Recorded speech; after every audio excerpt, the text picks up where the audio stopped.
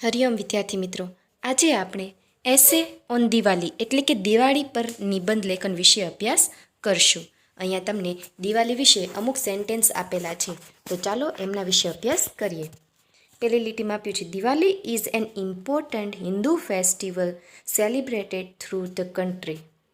દિવાળી છે એ હિન્દુઓનો અગત્યનો તહેવાર છે જે આખા દેશમાં ઉજવાય છે. It marks the end of the year and beginning of new year. તે જૂના વર્ષનો અંત સૂચવે છે અને નવા વર્ષની શરૂઆત સૂચવે છે. Merchants and businessmen distribute sweets to their workers and give the Diwali bonus.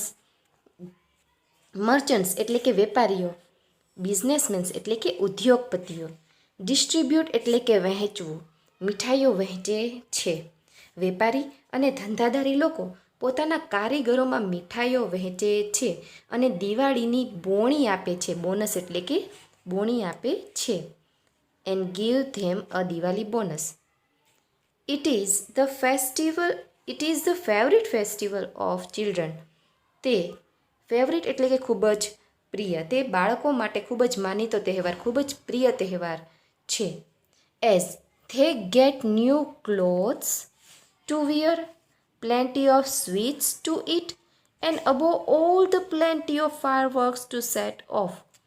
Clothes એટલે કે કપડાં, plenty of sweets એટલે બહુ બધી મીઠાઈઓ, અને plenty of firework, plenty એટલે કે ખૂબ જ, fireworks એટલે કે ફટાકડાઓ મળે છે.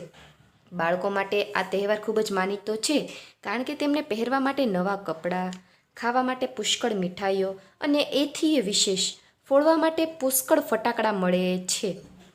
Houses are decorated with ગાર્લેન્ડ્સ.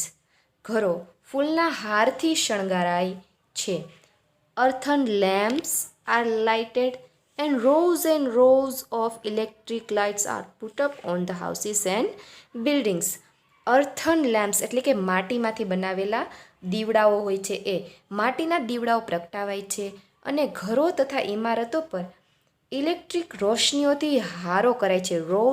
Rose એટલે કે હારબદ્ધ રીતે આપણે ઇલેક્ટ્રિક લાઇટ્સ જે રોશનીઓ હોય છે એ આપણે ગોઠવીએ છીએ. ઇમારતો અને ઘરમાં મોટી મોટી બિલ્ડિંગ્સ હોય ત્યાં આપણે રોશનીઓ પ્રગટાવીએ છીએ. Friends and relatives visit one another and wish them happy Diwali. મિત્ર અને સગા સંબંધીઓ એકબીજાને મળે છે અને હેપી દિવાળી માટે શુભેચ્છા વ્યક્ત કરે છે, એકબીજાને હેપી દિવાળી વિશ કરે છે. તો આ હતો આપણો નિબંધ લેખન ઓન દિવાળી. તો મિત્રો, આપણે આને સુંદર અક્ષરે આપણે નિબંધની નોટમાં લખવાનો રહેશે. નિબંધ લેખનનો અભ્યાસ આપણે અહીંયા સુધી રાખીએ છીએ. હરિઓમ.